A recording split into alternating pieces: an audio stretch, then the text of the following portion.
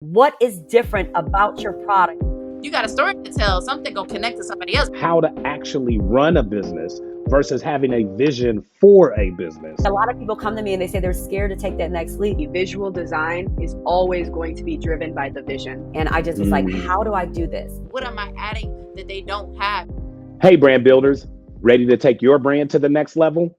I'm Dana Ammons, and welcome to the Brand Blueprint.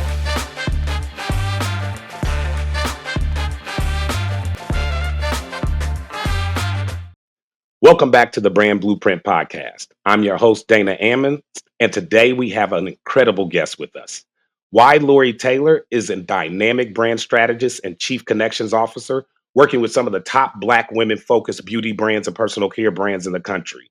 With a career spanning several high-impact roles, including her time at Eden Body Works, plus her time now working Brown Girl Marketing, we are excited to have somebody who has a lot of experience, strategy, and executive time in the chair. Ylorie, welcome to the show. Thank you, Dana. I'm excited to be here.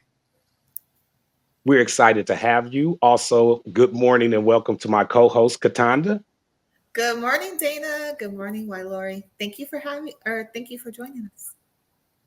So we're really excited to have you here, as always, on the Brand Blueprint podcast. Before we jump into the serious stuff, we want to give our audience a little bit of opportunity to get to know you better, Ylorie, as a person.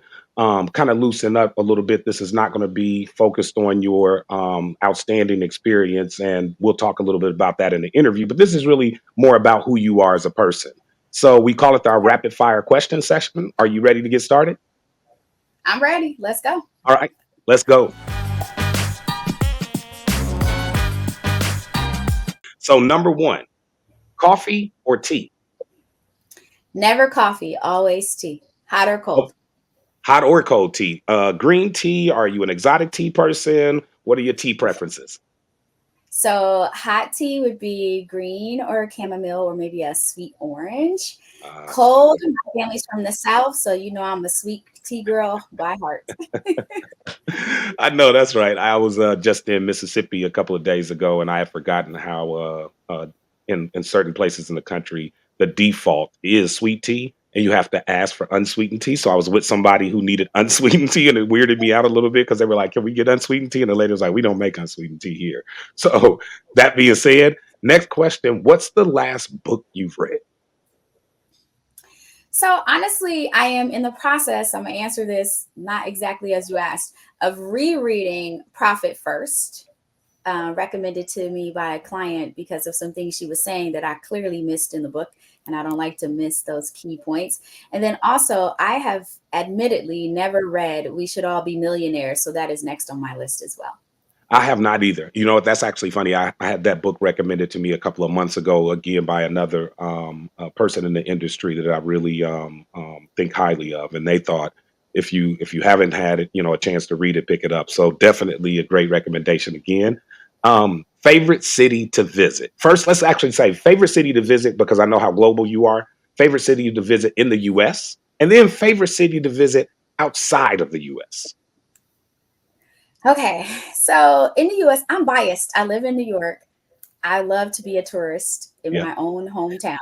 Not born and raised here, but it's essentially home, right? Alicia Keys said, if you've been here over 10 years, you are a New Yorker. I consider myself a New Yorker.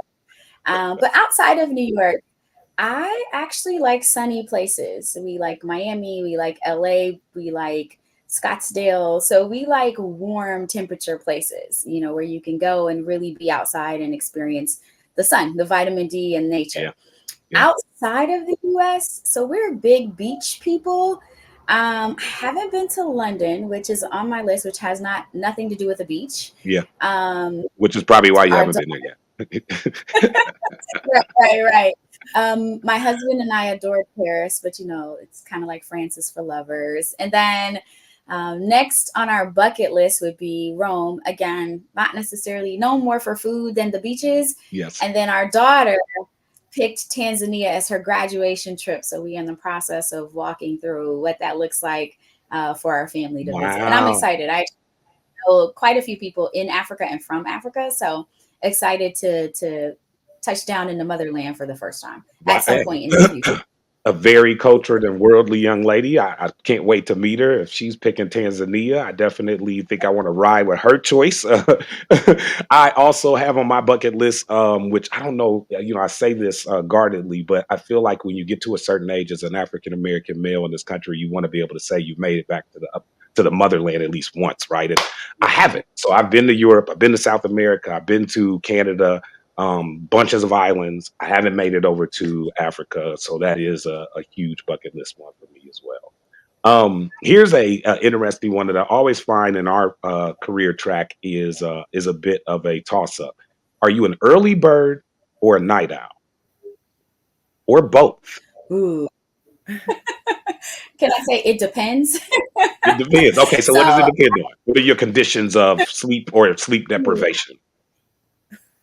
okay. So early because I'm a mom and I have young kids. So I have all the way from 4, 10, and 18, right? So I Yeah, have a range. yeah, And so early because the younger ones are up early. Night owl if my daughter and I are trying to watch some recordings from DVR, right? Where we've recorded some shows and she and I want that moment. Or even my husband too, because there are some things that we yeah. like to watch together. But most times you will find me sleep. Let me clear my throat here around 10, 10:30. And I love to sleep though. I'm not, I was never team no sleep. I don't believe in Yeah, that. I think rest good. makes you look young, feel young, and think young. So I was always a proponent of rest. But there are nights where I can stay up till 3 a.m., especially when I'm working on a brand campaign or something for a client where I feel like my thinking cap just clicked. I will stay up and get all of that out of my head so Right. that I'm able to rest. Yeah, no, it's a Mm. great point about depends, right? Especially as a mother, I totally understand the reality, especially with the range you have. So from 4 to 16, right? There are pretty much every and any occasion that kids might need their mom, you are on deck for it, right? Where you could argue, it's never easier, but knock it down to 1 or 2 and then put them in a closer age range, and you could look, you could play a little zone. But right now, you playing woman to woman across the full span of those 3 kids. So I fully Yeah. understand that. Now, last question in rapid fire, but always I think a good one for perspective. And then just terms of advice that you have ever received. What's the best advice you've ever received from somebody, business or personal? So my grandmother, I was dating, had my heart broken, and I remember she was like, "Take care of yourself and be true to yourself." And I was like, be true to yourself. I think so often, especially in the age of social media, we have a tendency to chase some things that we think are really, really cool or advantageous to us as a person. And when you look deep inside of yourself, it may not even be where you envision yourself being or who you want to be or what you want to go after. So I think that be true to yourself really resonated with me. I think it resonates personally and professionally. Yeah. We go after careers sometimes that our parents or our family dictate as successful, and we don't step out and risk things. Even in entrepreneurship, and I know we're going to get into that. I think people operate out of fear or just unknown. It's not always fear; it's the unknown too. And so it's like it's an uncharted course. But if you're true to yourself, I think you live with less regrets. And I always want to challenge, me, my kids, even my husband, and I talk about it. And when I was transitioning, back into entrepreneurship, it was like, is that what you want to do? Or, do you have something else you want to do? And I honestly just said, I don't know. I look in the mirror every day and I'm not sure. But one thing that I knew for sure that was true to me was that I was going to work with Black women and Black founders and really help them, scale their brands. I knew Wow. that. I just didn't know where and how Where I and would how do in it. that ecosystem you were going to do it. Let me ask you, how early did you know that that was going to be a part of your purpose, right? Because I know, and you and I kind of go back in a similar kind of path to college and beyond. And I'm going to tell you, I think similar to you, I remember being 17 years old, leaving Omaha, Nebraska, going to Atlanta, Georgia, to Morehouse College. I get to campus and I leave Omaha where I'm one of a few smart, overachieving academic minorities. And so I've got this kind of, feel for my place in the world. And then I get to campus of Morehouse and I'm not even midstream the smartest dude there. Like I literally get there and I'm like, yo, these cats are so smart and so on top of this stuff. And I don't even know what I want to do the next 4 years. And I remember asking people on campus, and cats were like, I want to be a nuclear physicist. And I'm going to be the next person after Nelson Mandela to help South Africa. I mean, these cats had huge dreams. And all I was thinking was like, man, I just want to get a job in 4 years. So like, where's my path? And so like, how did you navigate that, Ylorie? Were you like, okay, at some point, bam, this is my focus. This is what I know I'm good at. I just need to find my place in that ecosystem. Mhm. So I think I'm going to spin this back if we have a little time here, because I have an 18-year-old who's a freshman in college. She has known that she wanted to be a marine biologist since she was probably 5 years old. And I commend her because that wasn't my story, right? I grew up in Indiana. You know, my kids and husband are all born and raised New Yorkers. They are New Yorkers. So I feel like their eyes had a different viewpoint of the world anyway, right? And like you, the Midwest, we were, I hate the word minority, but the lesser population. So I think when you leave, there are a lot of expectations of you because you are almost leaving and doing some of the things that other people around you have not done.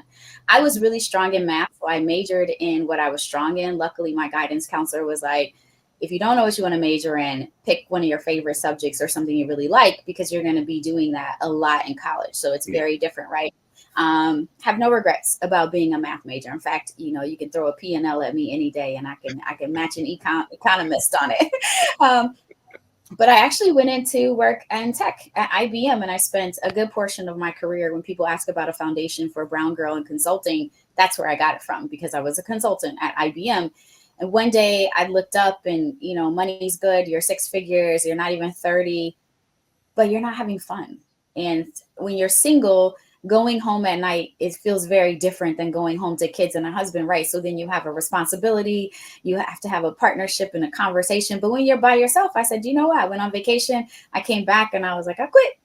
And my mother was like, well, what are you going to do? And I was like, I don't know. Maybe I'll waitress for a little while. I'll work in a retail store. I don't know. And I didn't have the answer. But I had financially saved up for about 6 to 8 months. So I started doing, you know, ad hoc things. And at that time, Monster was really big. You know, Indeed and LinkedIn didn't really exist then.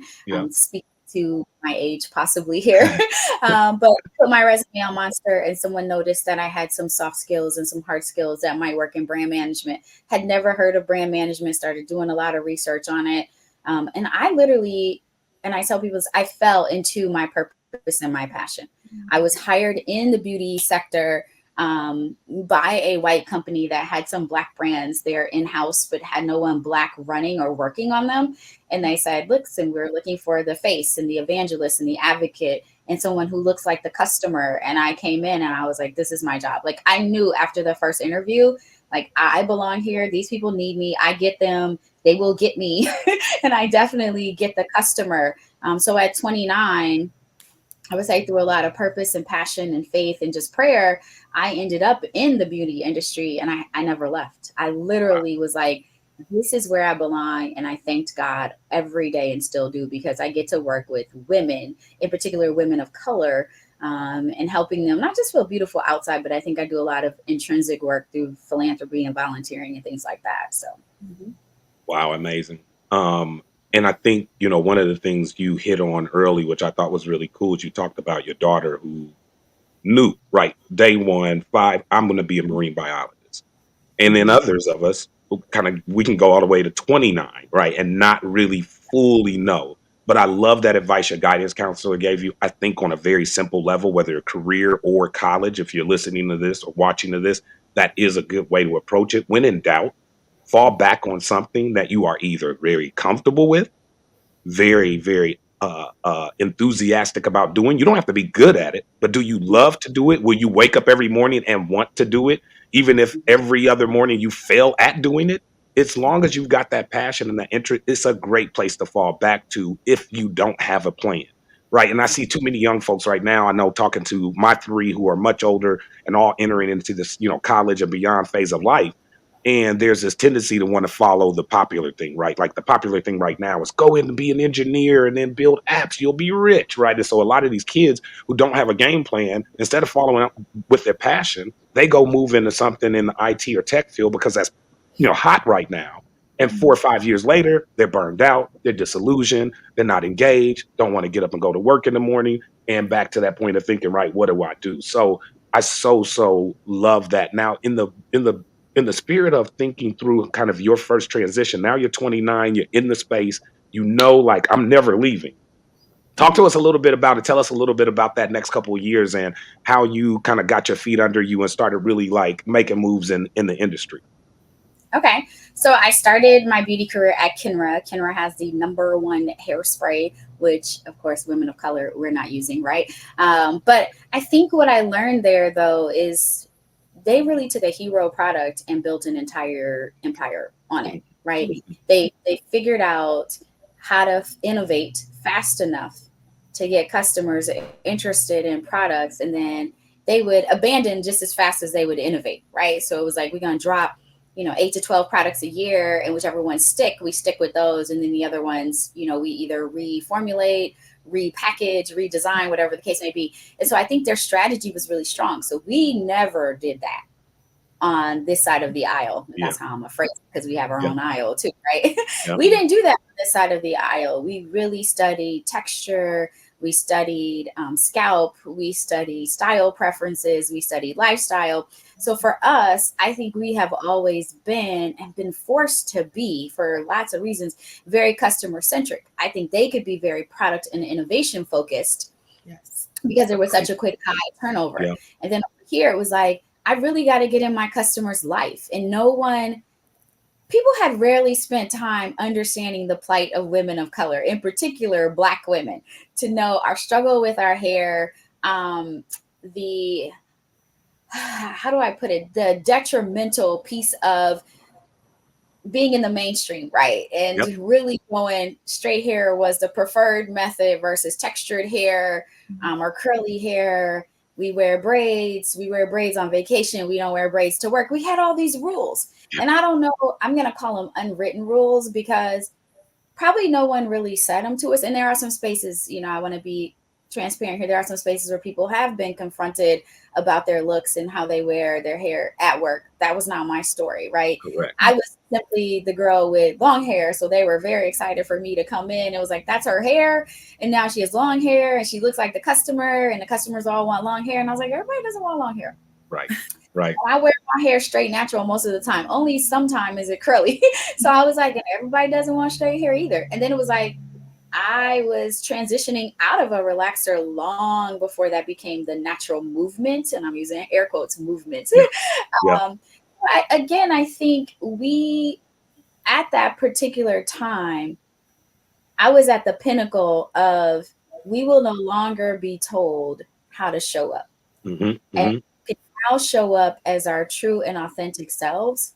So for me, it was like at the height of everything. So I knew if I could have a brand that connected to us having the freedom to be who we were in a very customer focused format and really celebrating who we were, and for once not denying it, hiding it, or, covering it up, or, transitioning it, manipulating it, whatever, we would win.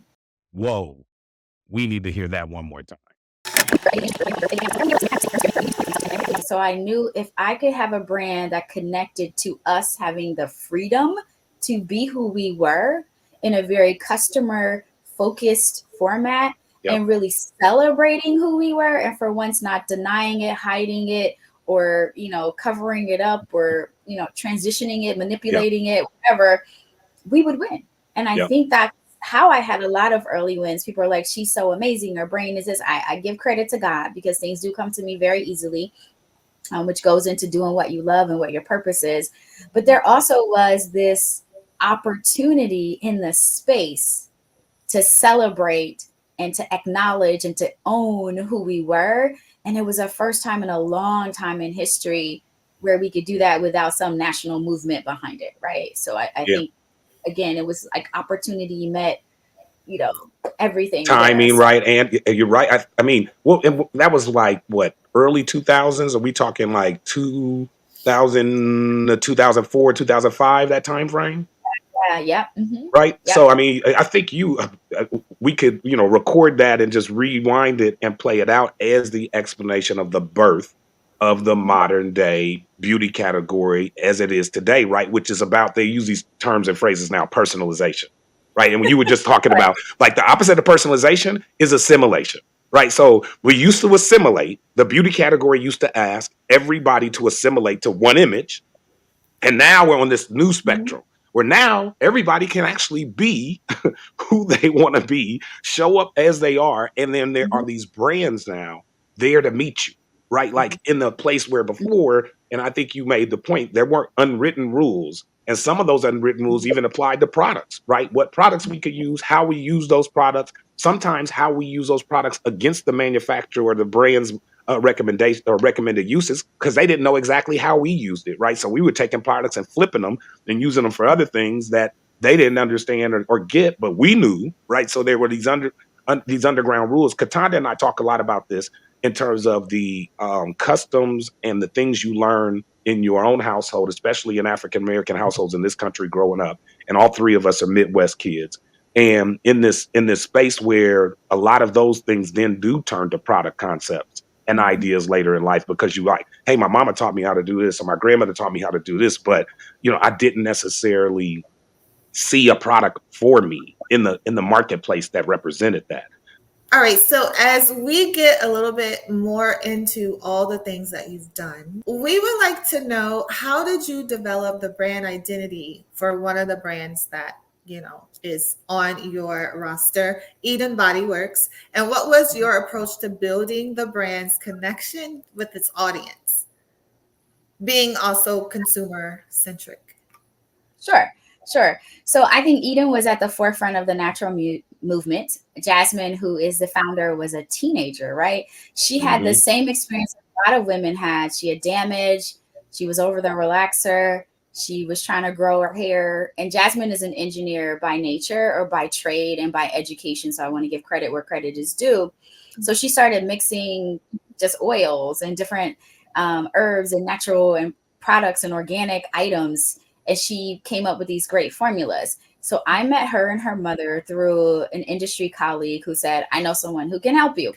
So I had spent a little bit, rewind here, a little bit of my career also while I was at Kinra, standing out, right? Because it was now this large, predominantly white company had this Black girl who was at that time the youngest executive in the industry, and then she was getting up on stages at Cosmoprof and other Hmm. places like that, and it was like, who is she?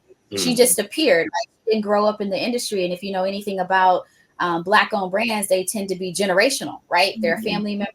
People know the kids take over, and that wasn't our story. It was like, who's this girl with this weird name who's standing up, who speaks well, who's done her research, and she's saying things in the industry that we want to say out loud, but she's given the platform because of her alliance and allegiance to Kinra, right? So Hmm. Kinra was like, throw her out there. We have this Hmm. Black token child. Let's get her out there. And kudos to them. And I was Yep. okay with being her because I love to speak. Yep. I love stages. And I thought, for once, we were getting our opportunity, right, to be seen. And I was happy to be the pellet that was allowing that to happen. So coming over into Eden, I met Jasmine and her mother, April, a beautiful, beautiful family. And I was like, wow, to be a teenager and really think about products, like I was probably double dutching when you were in the kitchen doing this. Right. But Right. if you know Jasmine, and I know her intimately, and I'm lucky that we can call each other family at this point, she is just an amazing, brilliant mind, right? And God doesn't make any mistakes. Yeah. And so she made these products, and she has she's multifaceted, multi-passionate. She volunteers, she speaks multiple languages, she's super smart.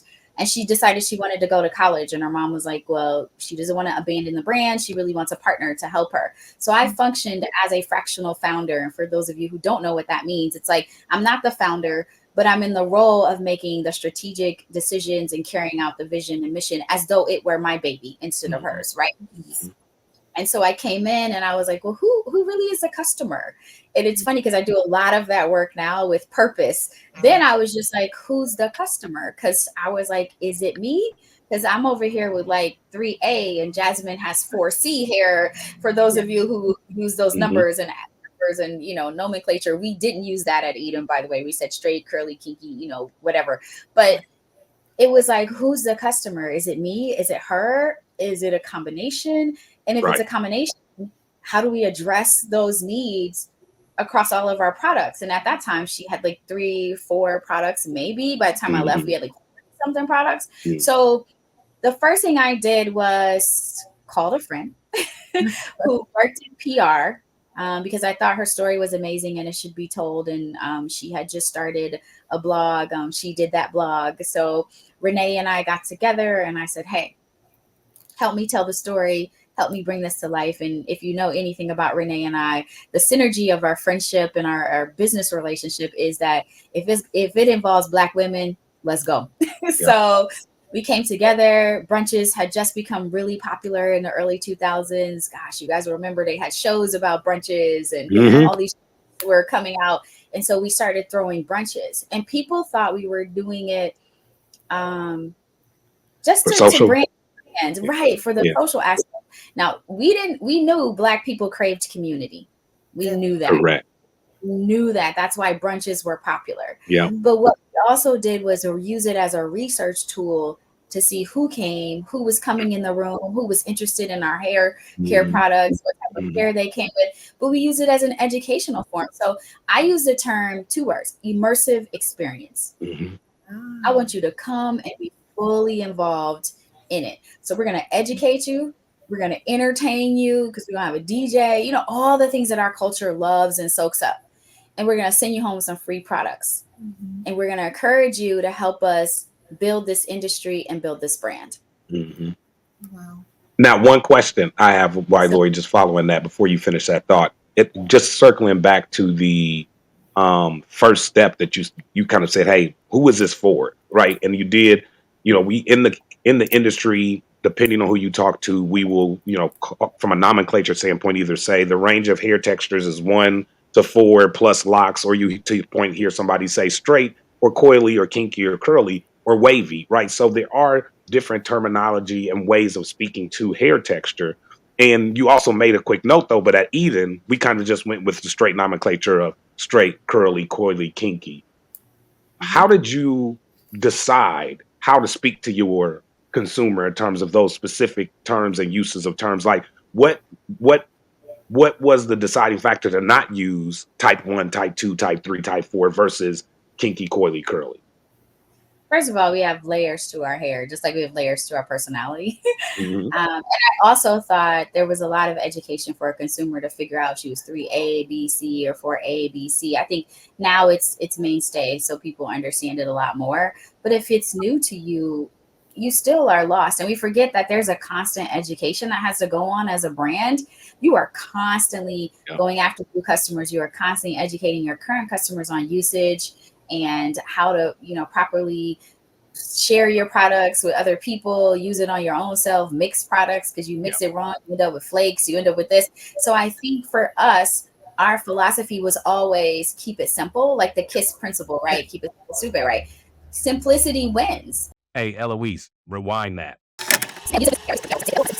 Our philosophy was always keep it simple, like the KISS principle, right? Keep it stupid, right? Simplicity wins, and we don't want to complicate it. We had a product, you know, at Kinneron, we called it glaze, and I remember coming over to Eden, and I was like, all we did was explain to people that it was gel. So at Eden, I was like, it's edge gel. Like, let's not give it this fancy name of glaze, which we thought the name was sexy and cute, and we played glaze, and we had all these little, you know, riddles and rhymes with it. But then at Eden, I was like, it's edge gel. That's it. Like when she gets to the counter or she gets to the shelf and she's looking for an edge gel, let's give her one. Like, let's not let her have to go glaze and she skims right past it because it's not familiar to her. So we wanted to make sure whether you were a trained stylist or licensed cosmetologist or early in your hair care journey, that there was no confusion. The conditioner, if it was tangling, if it was moisturizing, knew what it was. So again, that's how we decided we wouldn't follow the industry of this hair typing, and we would say curly, kinky, because again, I have kinky here, I have curly everywhere else, right? So how do I bring you into the fold when I'm not physically standing there with you to help you make that decision? Yeah. I think that I'm a licensed cosmetologist, so it resonates with me because we learn curly, we learn straight, we learn wavy, and this is how we speak to it in technical terms. So I do believe that the Andre Walker's system was more so to help the consumer identify their own curls. However, it can get a little complicated because you have all of these categories and you have A, B, and C. Like our curls are so unique. And like you're saying, you have kinky hair, you have curly hair, you have wavy in the front. How do you actually identify it just by using those terms? Do you use 2? Do you use 3? Or are you stuck to using 1? So I think just combining it into a curly head of hair actually helps the consumer. And then also with going to the shelf, we have so many products, and we know marketers love to come up with these wonderful, brilliant terms like a glaze. Okay, but what is a glaze exactly? So the consumer needs to know that it's a gel. Because when they're looking for a gel, but they see all these glazes, okay, well, they don't have gel for me, not knowing that the glaze is a gel. So I think that's more speaks to your strategic approach to being consumer-centric as well.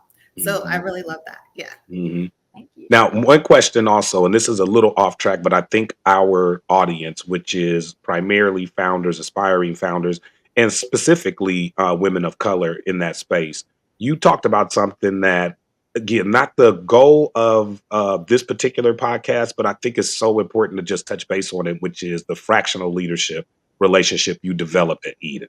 And Ylorie, and I know, and I'm surrounded by Black women in my life. I love them to death, but I know there is a very real fear out there as a Black female founder to letting somebody else come in, so to speak, and drive, right? And getting in the passenger seat of something that you've created. It's your baby. You don't want this, to any harm to come to it.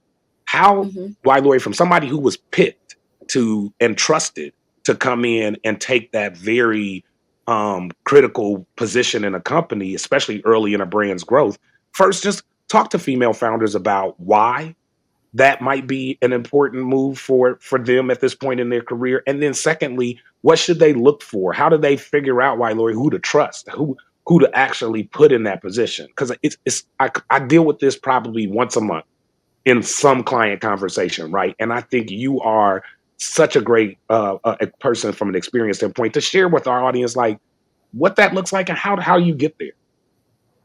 So it's interesting because I'm also a stepmom. So my 18-year-old is my bonus child.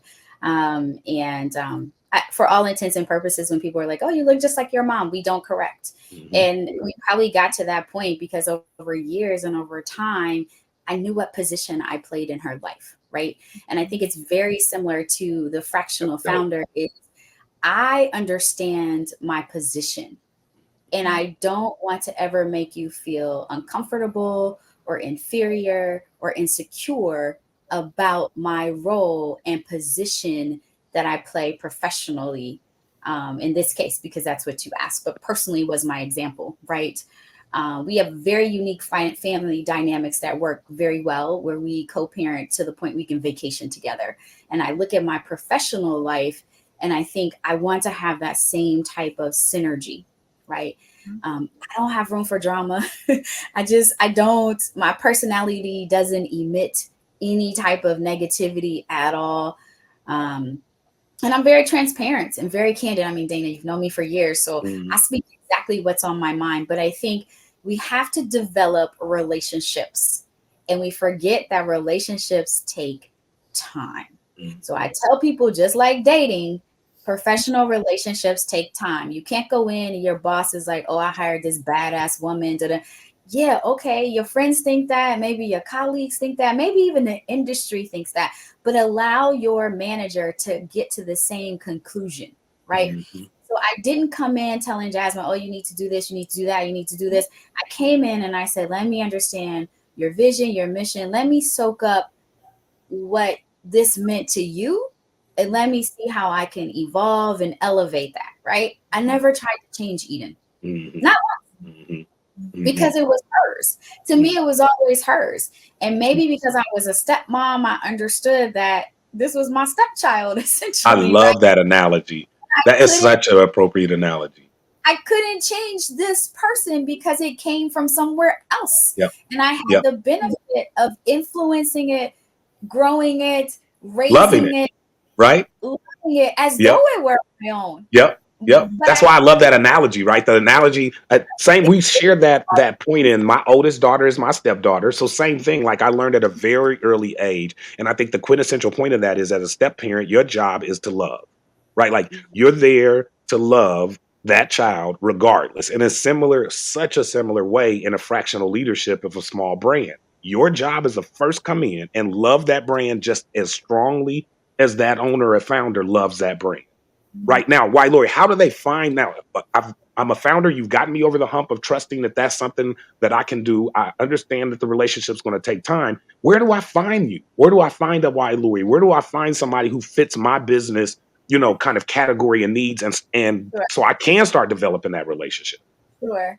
I think sometimes people are right under our nose. A lot of times you work with contractors in your business, you work with online business managers or OBMs, you work with assistants who have, elevated your business and understand, become your right hand.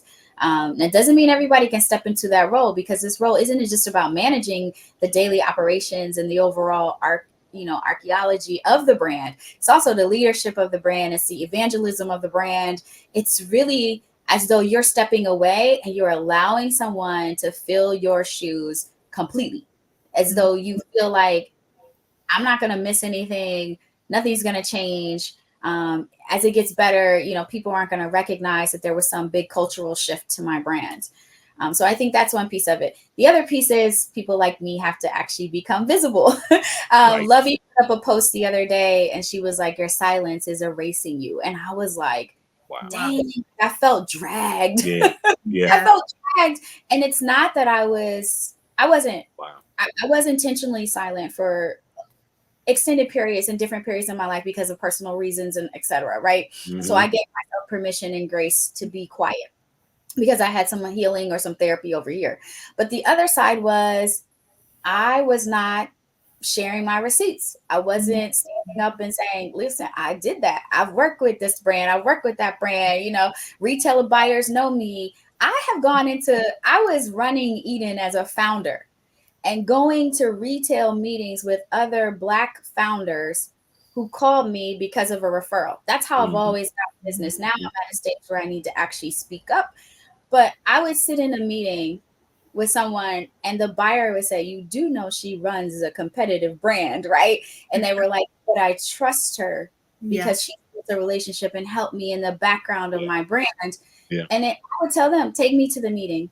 All I can do is ask the questions that you don't know and come back and help you formulate the strategy. And it wasn't a strategy that was ever similar to Eden. In fact, many of those brands outpaced Eden. So, technically Jasmine could be very mad at me, but every brand has its own trajectory, its own journey, whatever path God deemed is appropriate. But I would sit in meetings and people would bring me in and it was like, so you run Eden, but they weren't bringing me in because I ran Eden. It was because I had built a reputation of knowing the buyer, understanding the retail strategy, knowing the distribution model, the supply chain. I could get you from concept to consumer. So the minute you thought about something, I could give you contract manufacturers to work with. I could give you chemists to work with. I could introduce you to retail buyers when I thought you were ready. I could help you find funding and financing. I could help you firm up your operations. Like, I made sure that I understood the entire supply chain, right? Yep. The things that I didn't know, I had a connection, which is funny. Chief Connections Officer was something people used to say about me early in the industry. So it's funny you found that somewhere because I don't even say that anymore, but it was just cute. And then the other day, someone said, you really don't give yourself credit for being, and I love this analogy, the Olivia Pope of marketing for Black brands. And I was like, that's it. I put it in my bio because I was like, let me put it out there. Challenge me on claim it. Yep. And look, and it's so real in the point that you are, and I've always valued this about you, and I think there's a because we are similar in this sense. I know from a purpose standpoint that I was not placed kind of in here with the skill sets and the gift that God gave me to be at necessarily the point of the spear. My best place sometimes is at the left or the right of the point of the spear, right? To essentially the hand. If you watch, Lord of the Rings, you'll kind of, understand that concept. But I play very well at advising the person or the people who are needing to make those decisions. And putting yourself in those spaces, to your point, sometimes mean you do have to actually raise your hand and say, hey, I can do this. Hey, I am a person who has an innate amount of knowledge in this space, you might want to talk to me. And I agree with you. Sometimes we put ourselves in these spaces and we think the best way to get to the top is to put our head down. Right? You always hear that. Yeah. I'm just put my head down. I'm gonna just knock the work out. And I'm not gonna talk to nobody. I'm not gonna get involved in nothing. And that's how I'm gonna get to the top. And that's not right how you're gonna get there. And in a branding sense, I think it's similar to your point that you can, and I think brand founders watching this need to listen to this. You can sit in a room, have a conversation with a competitive brand or competitors and not lose. You can actually win in those conversations. You can win in those relationships. So the next time you're at a trade event, the next time you're at a buyer's, a retailer event, and you see a competitor in your category who, again, is giving you some energy and some opening to come over and talk, go speak, have the Yeah. conversation, because there's so many things that you can learn in that community that in many cases, a lot of us go in and we try to play these siloed, oh, I'm gonna just put my head down. I'm gonna just be the brand that just puts out the good product, and everybody will know I put out the good product because they'll use it and it'll go word of mouth. No, you better speak up, get in those rooms and find out what other brands are doing to get their word out and their awareness pieces up. So like on that same note, Ylorie, as you think through some of the brands that you bought from, I loved it what you said, from concept to consumer. As you get closer to the consumer part of the spectrum, what are some of the things that you would advise brands to think about with regard to making sure that the product or products that they're trying to sell and target their consumer are actually understood by the consumer in terms of what they're delivering? Back to that point there, what we talked about with curly or coily, et cetera. Like, what are some simple, ways and some key pieces of advice to like really communicate your concept, your key benefits and features to your target audience? So I work as a business advisor with Goldman Sachs Black in Business. So now I get to advise, well beyond beauty. I go beauty plus. Yep. That's kind of my thing. But I've done, healthcare, accounting, whatever. So I've done all across all industries in terms of services as well as products. And one thing is true, if you don't know who your target persona is and understand, so Cataanda James is my target persona. She's a licensed cosmetologist. So clearly she has education, skill set behind hair, right? But what does Cataanda do? Does she hang out with her friends? Does she follow on Instagram or TikTok? Does she shop at Target, or is she Nordstrom girl? Is she a CVS girl? Is she an Ulta, a Sephora girl?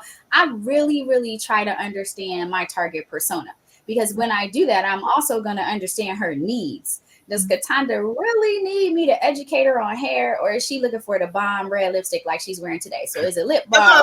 Lipstick. I'm naming Black brands because I live in that world, right? But I'm like, how do I figure out? And funny, Lip Bar even will tell you they have 3 shades of reds or 4. I don't know. Melissa's brilliant over there with all her colors, her and her co-founder. But which red fits your lifestyle? Because then I'm going to flow. If that red fits your lifestyle, there's probably another product that's in your basket. And we used to talk about back in the day, the shopper basket, right? The mother who's in Walmart, what's in her basket? She got $25. Is there a beauty product in there? Oh, you best believe it, because she's got to have a little bit of self-care. Is it primarily a basket about her household? So I'm really going to understand my shopper dynamics, her psychographics, her demographics.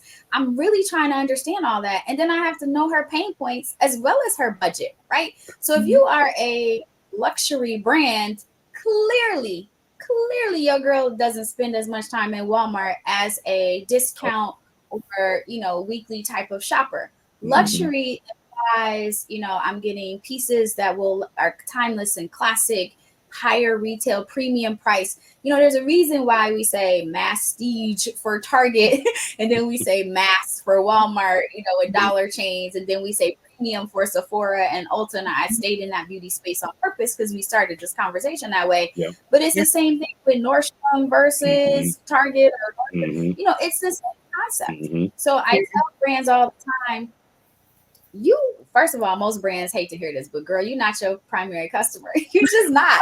And brands hate to hear that. And it's like, but I wear my shoes that I design. I wear the shirts.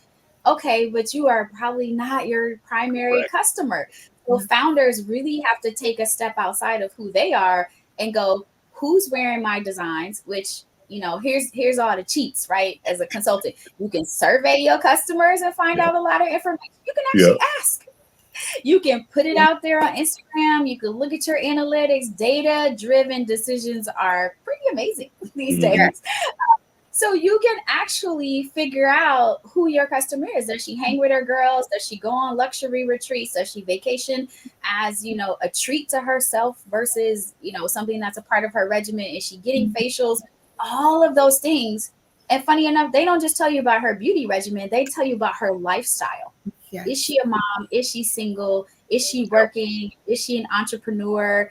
Here's a crazy thing we forget too. Is she mission driven in her purchases? Because people who are committed to buying black or purchasing on purpose, what I call it, pops, those people, you have a story to tell. So your story should be very much aligning, connecting, and bringing me in to who you are.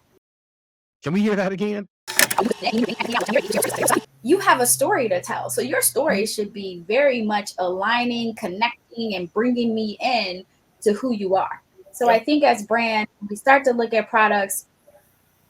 One, we aren't our customer. Two, we have to really know and understand our customer. And three, does our customer really need it or want it? Because some of it's a want, right? Away luggage is really, really nice, but you don't have to buy away. You could buy some regular luggage at Kohl's if that's what you want to do. But do you want the label piece of it? Do you want the durability of it? Those are the things that we have to really look at.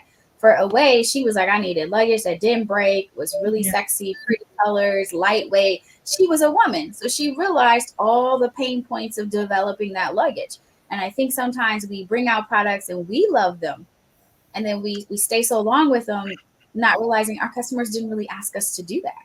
Yep. Yeah. That's such a great point.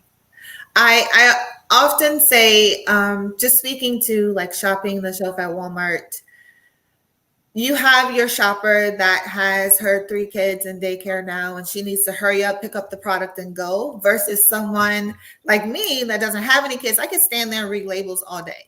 So you have to understand your customer, because if you are selling something to the lady that has her 3 kids in daycare, she needs to be able to know that this is a gel and that this is going to smooth my hair and sort of like minimize frizz, and she's out the door.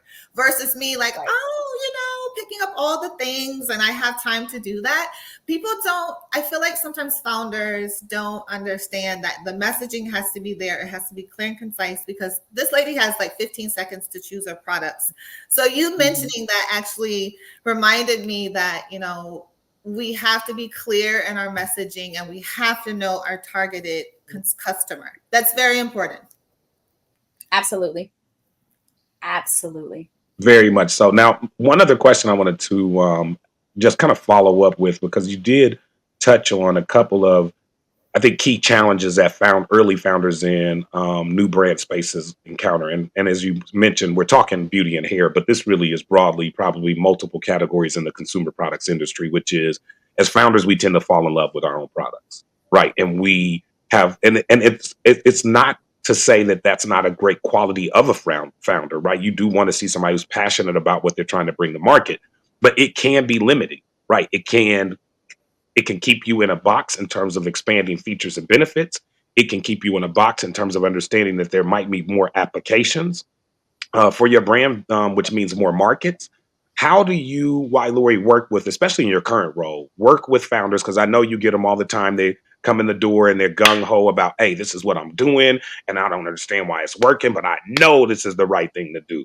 How do you get people, especially really, proud founders, to take a step back and be open to potential feedback of the negative variety about why their brand or product might need some changes or some edits? So it's interesting. We do almost like a brand, so a business model canvas a little bit. And we kind of do, I'm going to say the word brand blueprint, right? So I'm going to take a look at all the things that you think are true about your brand. I love saying, what are your top products? And somebody's like, well, the deep conditioner. What else? So the shampoo sells well, the conditioner. What do the numbers say? Right. What do the hits of traffic on your website say? What do your sales say? Right. When I'm with brands, and I'm like, if you have a brick and mortar store and an e-com store and an Amazon store, and you're like, my revenue comes from all three, what percentage is the highest? And one thing we hate to do is get intimate with numbers. And I think that's culturally, we grew up in houses that were very humble.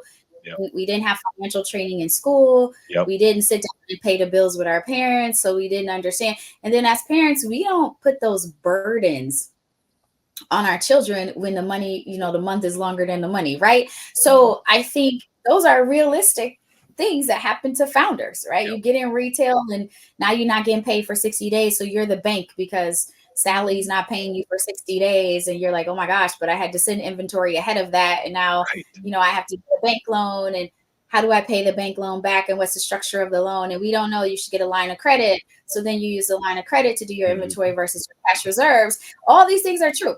So Dana and I had this conversation recently, and it's like, what does your P&L tell you? And I told him, I said, have people start filling out this worksheet. It'll be very interesting. It's also enlightening because we are a shoebox receipt society. Yep. Our stuff sits over here in these boxes, and I'm a little bit of a victim of that for my taxes. It's just I've gotten more judicious about doing them quarterly versus, spending the year and going back and going, this receipt goes here and this receipt was this and this. I write on them and organize them. But in the end, it's like, if I'm not accountable for that as time goes on and I'm trying to do it as a one chunk thing, I don't really have a perspective on my outlook or my finances. I just don't. So I tell founders, it's like, you actually have to be so intimate with your business. It's almost like a dating relationship. And anybody who knows me knows I relate a lot of business things to dating. Yep. You almost are intimate with your numbers to the point where when there's a risk of pregnancy in your own brand, right? So you have to say, I'm getting very, very close to being da-da-da. The relationship is ending soon. Or, we have a great, early in a relationship, we in the honeymoon phase, right? So you understand that about your business. But if you understand the seasonal or cyclical aspects of your business, you can plan for those. You can strategize for those. You can fill those gaps. But you absolutely have to go, what does the data tell me versus my gut about why I started this? And what does that reveal going forward? So you can have a great product. No, it's such a great point. I love that analogy, right? Because you at some point the whole goal of the brand, the purpose of the brand to be in that space, and the goal is to put a ring on it, right? Like to get the consumer married to the brand, and bam, you got it, right? But I love that analogy because you on the path to putting a ring on it, you may realize that this particular brand or this particular SKU that you've created is just not going to work, right? Not going to make it. And I think one of the things you pointed out that is it's a tough thing for anybody to do, personally, professionally, which is admit a mistake, admit that maybe this wasn't the best idea. And then it creates, this, we've popularized this term, but it's real, which is it creates a pivot, right? And at some point you realize, oh, I need to pivot. The consumer is telling me I need to pivot.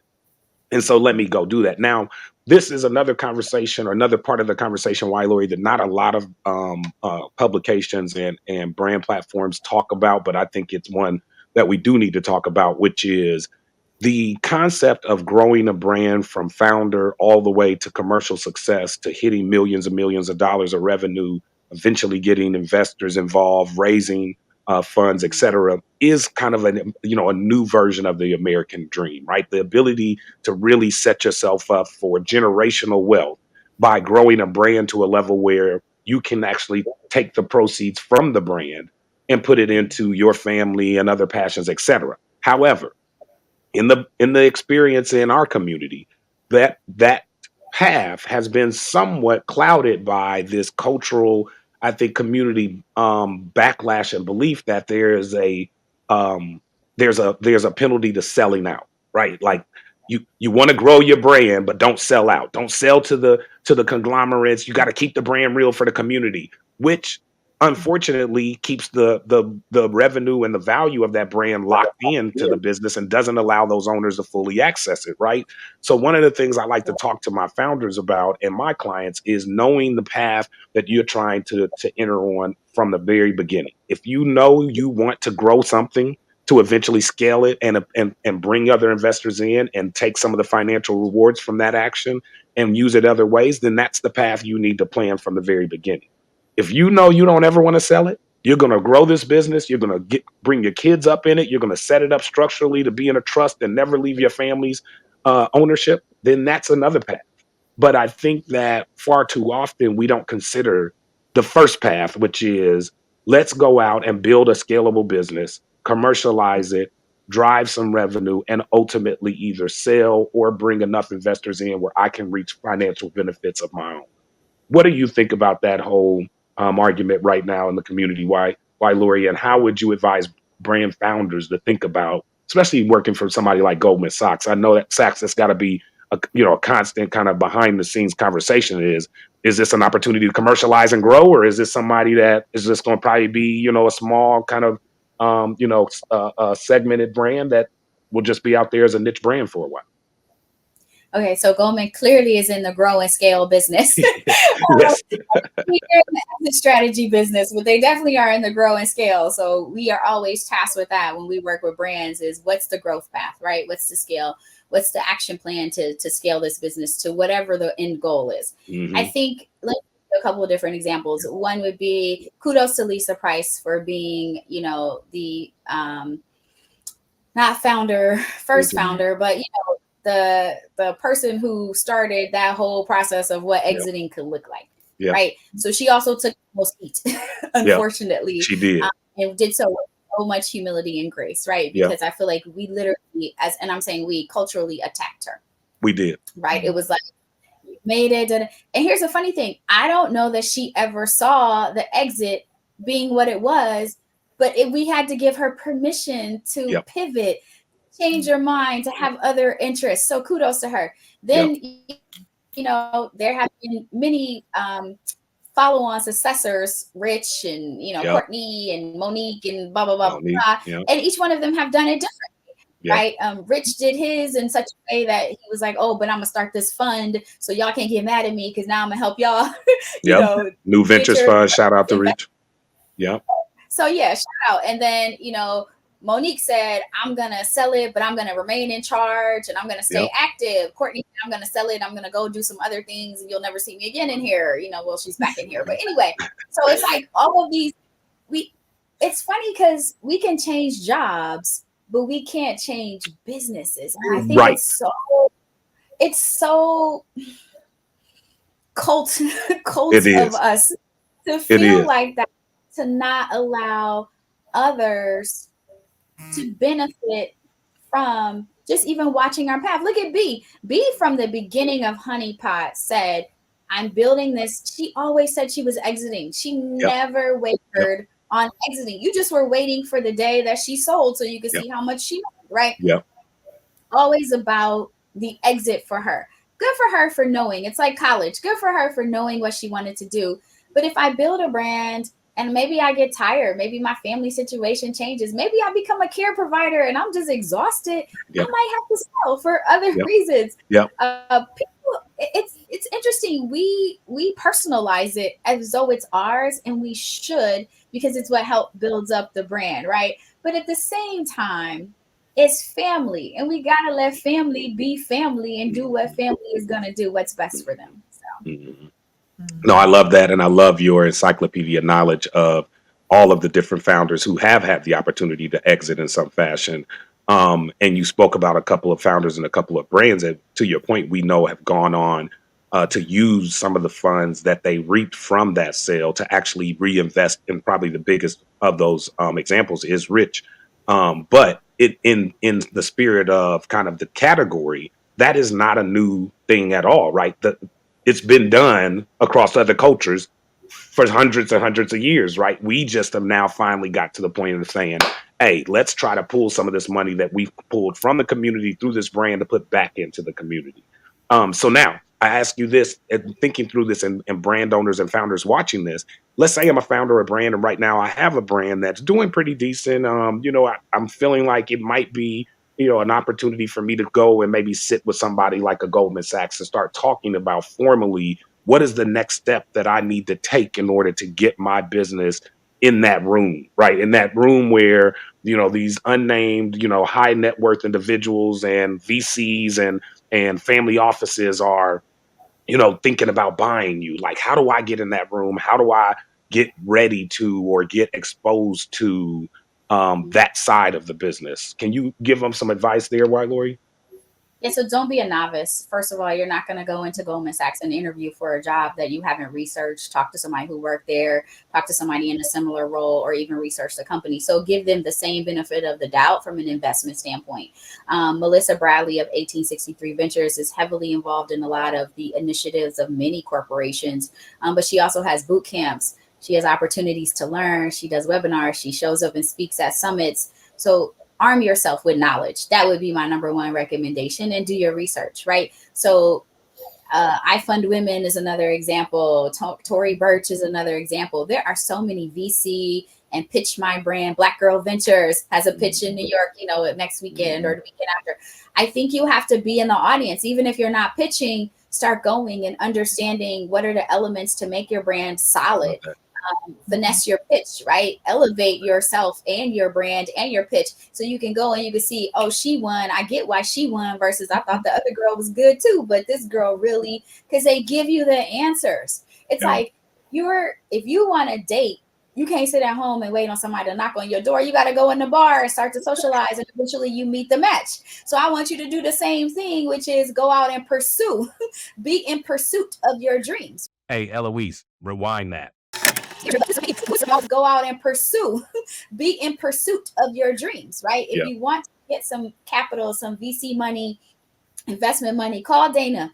That's not my area. Clearly, I know something about it, but it's not my sweet spot. He has a niche there. He has connections there, and we all talk too. So I want people to know that too. We are very well connected. Cataanda and I are now connected as well. So it's like, talk to people. Somebody wants to help you get it right. Curl Mix did the first major customer crowdfunding campaign. Figure out what she did. Go read the crowdfunding page, read the historical data on it, many news articles. You should not be a novice about your dreams. That just doesn't make sense in the age of the internet, social media, and just overall being able to reach out and connect with people. You should not. If you are, you playing the game wrong.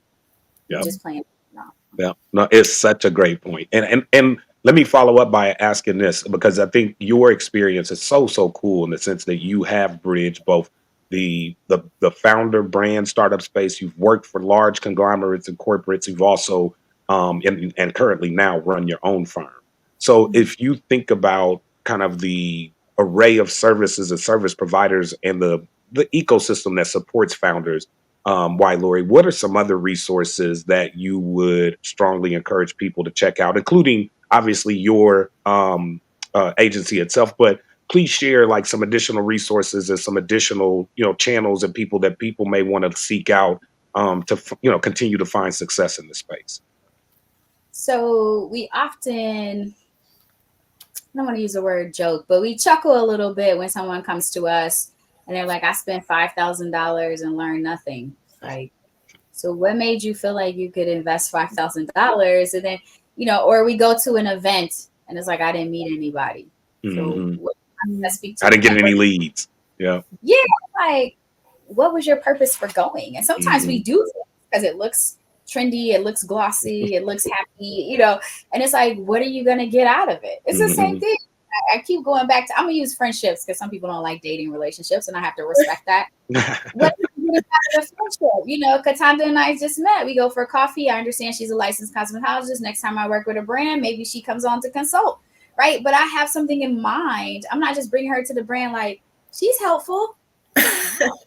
Like, how is she helpful? Is it her experience, at her predecessor in terms of where she worked? Is it her license and education? Is it that I met her on a podcast and she just seemed real cool? Because that's not the answer, right? So I think when we look at things, I always tell businesses, when you are starting and you're growing and you're a founder, there are some 3 things that you should have. And we preach this at Goldman, and I would say most consultants would agree with this. An assistant, and I don't care if that's an online business manager or a virtual assistant, but here's the funny thing. List out what that person needs to do to support you fully. Yeah. Support you fully. Because checking your emails and paying $1,500 a month for an assistant, it's going to make you not happy. Yep. You will not be happy. But if they are setting up the promotions in Shopify, putting together the visual content calendar based upon ideas you talked about in the meeting, or doing some outreach for your brand, or, doing collaborations, or running the back end of your store because you are just not that person with design. But understand what your needs are, make it a job description, a SOP, however, just make it a list. Some people just make it easy, make it a list.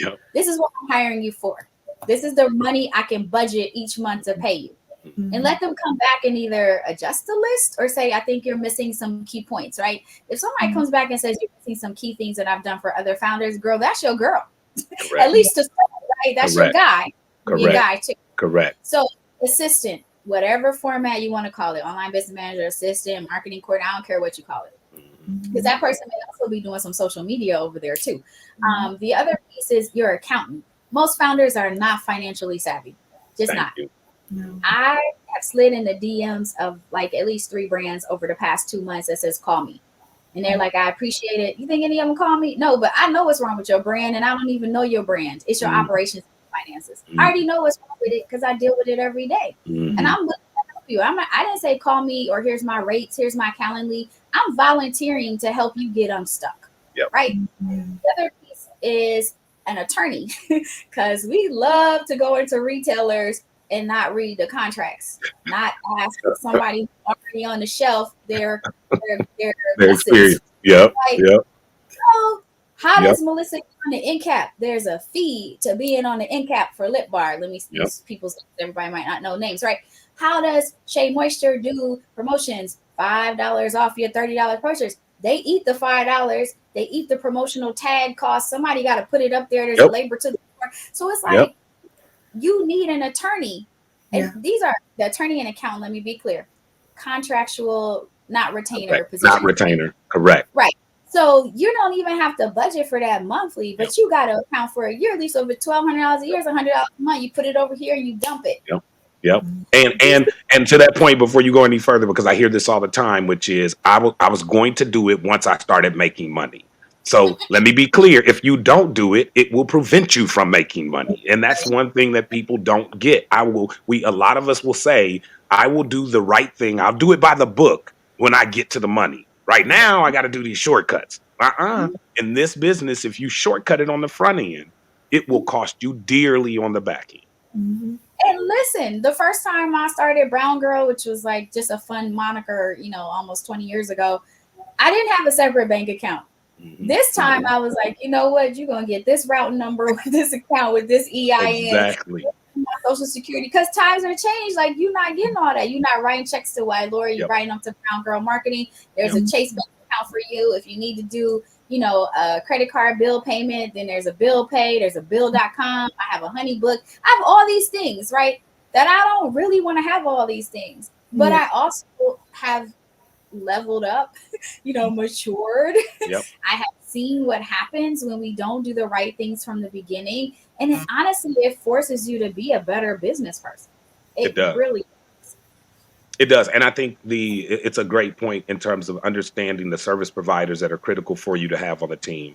Thank you for clarifying what an admin or assistant should be doing versus what I see so many bad job descriptions allowing them to do, right? Like, it's such a great point. Don't take the standard, boilerplate template for the job description that's given to you. Take that and edit it, write down the things that you specifically need done, and make sure that you write it, frankly, in the language in which you know it or can describe it. Don't try to go use ChatGPT or over intellectualize it, because then you'll end up with something that is not really executable. A person will read it and think, okay, I can just kind of sit here on my computer all day because I'm not sure what that means, right? Like, be clear about what you are asking people to do, and then be clear about what. And the other thing I always like to say to vendors is when you're willing to pay. When is just as important as what, right? If as a vendor, as a consultant, we want to be paid on a consistent manner. Even if I know your budget means every other month on the first Monday of the month, or every 3 weeks on the first Monday, I need to understand when you're going to be able to pay, not just what, right? And I've got a lot of clients who like to play the what game and never say when. right? We got you, Dana. 1,500. That's okay. Got it, right? Not next Christmas, right? This is not spring graduation money I'm looking for, right? This is to continue to service and support your business. And so, one other thing I'd like to say or get you to comment on before we kind of move to the end, Ylorie, is, and I think you've done a lot of work in this space and talked about it even in your charitable work and things you do offline, but give our founders and specifically our women founders some advice and perspective on how you find balance between the because it's a hard job, right? And you've been a fractional CEO founder, you've been a founder yourself. Like, it's such a hard and intense job. There's so many aspects and pieces. We've already talked about go network and get familiar with your financials and learn your brand. So with all of those things on your plate, how do you find balance? How do you get to the point of being able, you're a mom of three, a wife, it's play so many other roles in your life. Like, can you give our audience some ways that you found to kind of find balance and find peace when you need it and be able to kind of offset the intense part of being a founder and being in this industry? Sure. I want to give a shout out to my tribe, because my tribe is really my vibe over here. I have an amazing partner who is my husband. A lot of people just have a partner, which is fine too. He's also a parent partner too. Like, he is a full-time dad. So it allows me to show up who I am as who I want to be, as well as who I am actually, right? He's also very intuitive to when I'm not balanced. And he's like, are you okay? If your temper is short with your kids, you catch that as a parent. You may not catch it in the moment, but you're like, dag, the kid just walked in, and I'm like, sit down, hurry up. Like, you're super aggressive, and the kid is just like, I just want to give you a hug and say, hi, mommy. It's like, you can understand those. From a professional standpoint, I think I like to, mirror relationships of where I want to be. So my league is a personal friend, and she always says, no one will outwork her. Now, I believe her because I have known her for decades now. But her asset to me was her ability to manage her time. And she was like, when you get a hold of your time management, she said this to me one time, like, it will change your life. And I was like, how she know I manage my time bad? And maybe because our conversations, she was like, you have these tasks and you keep talking about the same things over and over again. It's like, get them done. Get done. So I started mapping out my day. I started, prioritizing what are the tasks that have to be done, what are the nice to haves. I started looking at and making lists. And after my last kid, my brain was just mush. And so I even started writing down. I have a notebook that's like, I looked over here because I thought it was there. It's like, what did you do today? And it could be something as simple as make the doctor's appointment, do the laundry, wash the dishes, make the class kit, order the stickers, order the poster board. Like, I had to understand what made me feel better about myself was the accomplishment piece too. But I tell my husband all the time, I was single for a very long time, so I was able to focus on me. And I have realized, even since leaving corporate America, I have to allow me time, whatever that looks like. It could be hairstyle, it could be hair, it could be nails, it could just be long walks. And so I also understood that exercise was important to my mental health after this last kid. I've always been kind of athletic, but I abandoned some things and it was inconsistent. Once it became consistent, my mind was clearer. I slept better at night. Like, I understood that. I don't think I eat really bad. I know I have a mean sweet tooth, so I kind of conscious of that. But the other piece was when I left from Eden and transitioned back into entrepreneurship, I didn't realize until maybe month 9, I missed being around women. Collectively on a regular basis. And it was impacting, it was putting me in this shell that I was like, I could be an introverted extrovert every single day. But I was like, I don't want to become her at this age, maybe at 45 years from now. But at this age, I still want to thrive in that environment. I still want to laugh with those girls. And I said to them, like, y'all don't invite me to stuff. And it was like, invite me, even though I just want to say no on my own terms. No, but like, well, we thought you needed a You left work. And I was like, no, I need you all. I still need you all. I still need to be in the mix. I still need to be relevant. So I had to be true to myself and go, as a founder, what do you need so you can show up as your whole self as a founder? Because your business won't benefit if your cup is half empty. And if you have to sit down and go, Dana, pretending you're my husband, right? I need your support. I need your help. I miss you. You got to speak up. And I think as founders, we carry all these things and these burdens, and entrepreneurship is isolating and it's lonely, but you can undo that. You can turn it into something more. You can reach out and join a mastermind group. You can meet with a couple of founders every quarter, if you're not even in your industry, but you can just learn things from each other. But again, I got to call Cataanda and be like, girl, I miss you. When we have coffee, I have to say to Dana, honey, I need you to step up, or I need you to help me out. I'm going to have a long week next week, and I need you to be, my husband has had to be at different times in our relationship 100% the parent or 90% the parent. And that sucks. I do the same thing. He travels. He's an executive at his job. I can do the same thing. When he's away, I don't complain because I understand that's what he's doing. He loves what he's doing, and I'm there to back him up. Yeah, I love that. Got to ask for help. When we don't, I don't know what about our pride and again, culture, we got to say, look, I need help. yeah. Oh, I love that. I love that. Now, first, let me just shout out your husband and just tell him that there are 101 of us guys out here who would have loved to achieve and secure that house dad, home dad role. I thought I was going to be so good at that. That was something I was like, I'm cut out for this.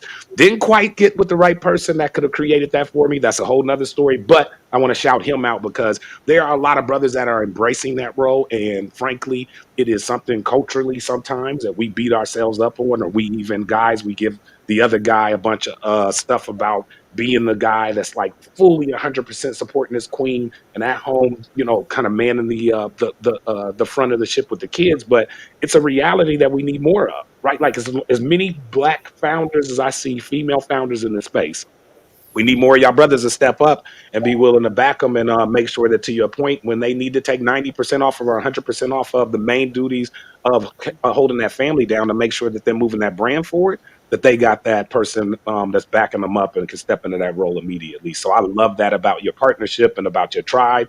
Also, I think what you did which really is something that I think we do underestimate sometimes, which is the value of friendship as adults and close friendships. We need those bonds. You need to nurture those bonds. I tell my buddies all the time, it cannot be a one-way street.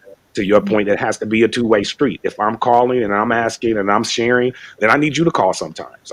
Sometimes I get into a hole and I'm kind of, in my head and I'm off doing other things. I need to be tapped on the shoulder and somebody to say, hey, Dana, how are you doing today? How are things going? So I think this is really good, but I want to just make sure we give you the time because we could go on forever in this interview and talk about a million other things. But let's transition and kind of wrap up here. The first thing I want to do is just give you a couple of minutes to, again, tell people what you're doing right now, share any specific socials or links or any pertinent information that you want our audience to know about. So I am still doing brand consulting. I do a lot of brand management, and people don't even know what that term means. So I help brands do all the things in marketing, from strategy to execution to connecting with resources, all of the things that allow you to show up and do the things that you're good at. I can handle the rest, right? So I think that's probably the easiest way to look at it, because people say, well, what do you do? And I'm like, I can do everything. I'm not great at everything, but I can do everything. I'm a mean wordsmith, and I want to be your copywriter, but I can help you finesse some things. I can help you understand the role of public relations, social media, digital marketing, all of those aspects of your business. But I am also connected to enough people, Dana, Cataanda, etc., who can help you elevate your business in certain areas. So that's what I would say. You would come to me as a consultant from a strategic standpoint, and then we put together a tactical approach to help you win and elevate your business, right? The other side of it is I am Brown Girl Marketing on all social platforms. Brown Girl MKTG, because back in the days before Twitter allowed us to have a long name, I had a short name, changed it. But I'm here to tell you, if you Google Ylorie Taylor, there's only one Ylorie. I say that not just personally because it's my name, but I think professionally there's one Ylorie for your business. Most people link to me on either LinkedIn or Instagram. That's how they get to me. My email, that is my actual cell number. People are always shocked that is how you reach me directly. I am not hiding. I don't want to hide because I think we have hidden resources for so long that brands just don't know where to go. And even if you call me and I'm not the person, I want to help you get to the person. I love it. I love it. Yeah. Call me, email me. And then it doesn't hurt if you say, hey, bumping this back to your inbox because it took me a couple of days. I'm not a perfect. Well, we will definitely on the show be taking advantage of that. We want to have you back at some point because, again, there's so many other things that I wanted to ask you about, so many other things that Cataanda and I talked about speaking with you about today and didn't get to, but we did get to a lot of great things. Thank you for sharing. It has been amazing to have you on the program today, Ylorie. I look forward to having you back again soon. And we're looking forward to watching all the amazing things that you're going to be doing and continue to do with Brown Girl Marketing and everything else that you touch. So continue to keep us posted and updated on your progress as we will continue to share it with our audience. But until then, we look forward again to seeing you soon. Thanks again for coming on the Brand Blueprint podcast. Thanks for having me. Great time.